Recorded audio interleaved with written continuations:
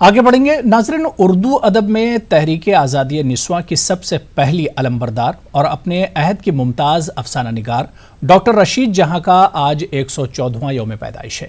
اس موقع پر ان کی حیات و خدمات پر دیکھیے یہ خاص رپورٹ۔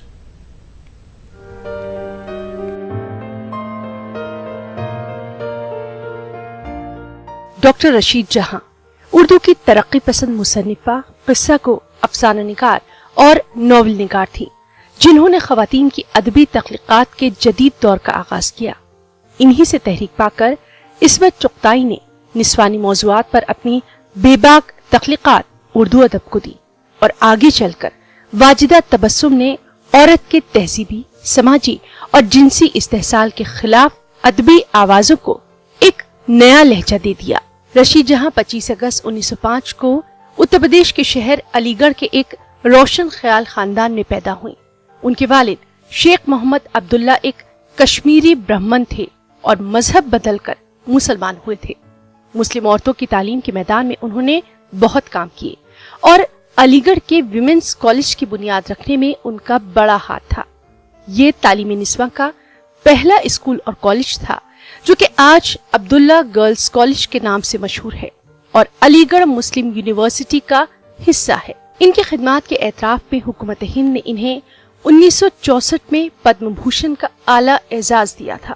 رشید جہاں کی والدہ وحید شاہ جہاں بیگم بھی بہت روشن خیال تھی اور ایک رسالہ خاتون بھی نکالتی تھی۔ والدین کے زیر سایہ ابتدائی تعلیم کے بعد رشید جہاں کا داخلہ لکھنؤ کے مشہور ایزابیلا تھوبرن یعنی IIT کالج میں کروا دیا گیا تھا۔ وہاں 2 سال تعلیم حاصل کرنے کے بعد وہ دہلی کے لیڈی ہارڈنگ میڈیکل کالج میں داخل ہوئیں اور 1934 میں ڈاکٹر بن کر نکلی۔ بحیثیت ڈاکٹر ان کا تقرر لکھنؤ میں ہوا تھا، جہاں انہوں نے ترقی پسند ادیبوں کے ساتھ مل کر انجمن ترقی پسند مصنفین کے لیے کام کیا۔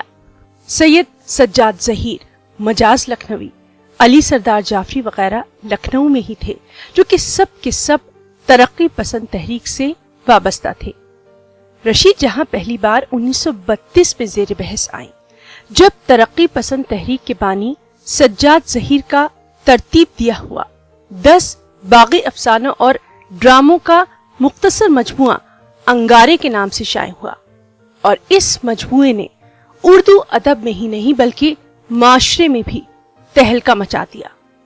مجموعے میں رشید جہاں کا افسانہ دلی کی سیر اور ڈرامہ پردے کے پیچھے شامل تھا۔ اس کے علاوہ ان کے شوہر محمود الظفر کا افسانہ جواں مردی بھی اس میں شامل ہوا تھا۔